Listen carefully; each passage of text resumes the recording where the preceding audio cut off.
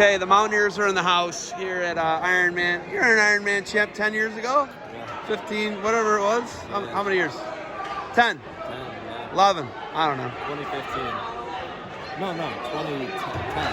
2010. 10. 11 years. 2010, 2015. You know what it takes to win this. You know, I talked to Bracetta earlier. He won it as a sophomore. You won it as a senior.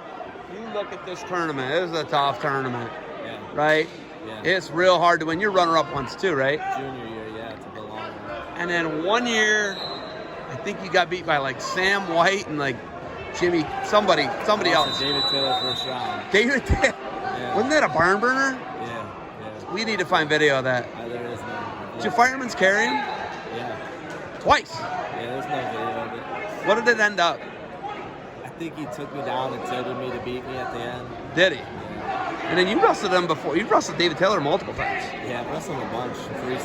Freestyle. He's a little bigger than you now. Yeah, I'm not wrestling. He's really good too. Yeah. But you know, I mean, that just talks about it, right? The caliber of the guys you had to wrestle, and Sam White was one of them. I remember you lost a close one to him. But talk about the caliber of competition at the Walsh Ironman and what it takes to win it, what it tells you as a college coach about a kid. I love coming to this tournament because there's no weight class that's going to be a lightweight class. Like, every weight class is full of hammers, and you know, even guys that are losing, you're still going to want to be recruited because they're tough kids. It's just that tough of a tournament.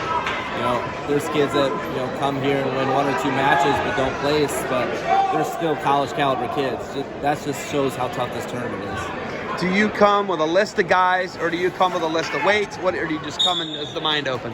Yeah, I mean, I have a list of guys that, you know, I'm looking at that we're actively recruiting, but I also just come. I like looking at brackets and then just seeing guys that are wrestling hard and finding out, you know, how old they are and you know, kind of going from there, and then adding to our list.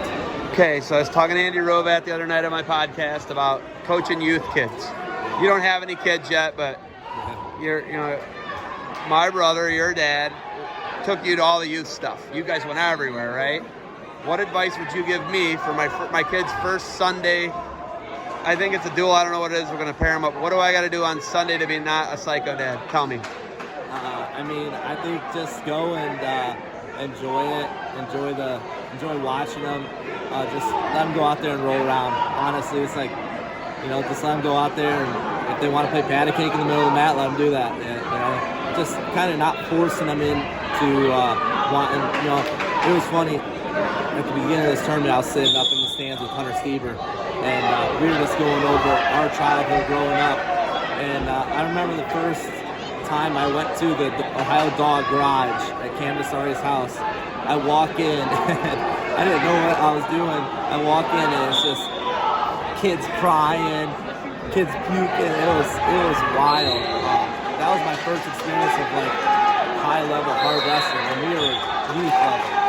So yeah, I think just enjoy it and kind of let them do it and kind of take control of it. Yeah, I'm gonna let them do their thing.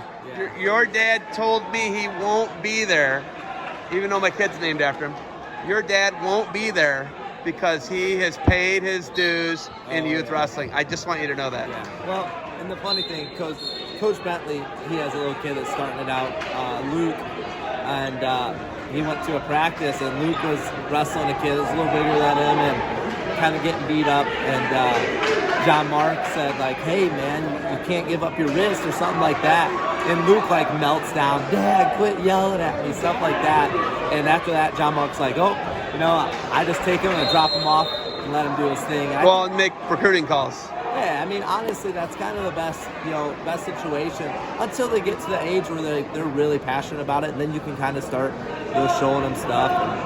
Okay, this is a question for you and Brock. Brock's within ear, so can you hear this, right? It's a question for both of you. Will either one of you be at my kids' match Sunday? Listen, you're in too.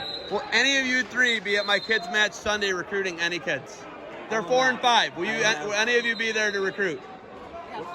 We're wrestling NC State Sunday. So okay, so you won't be there. You're gonna.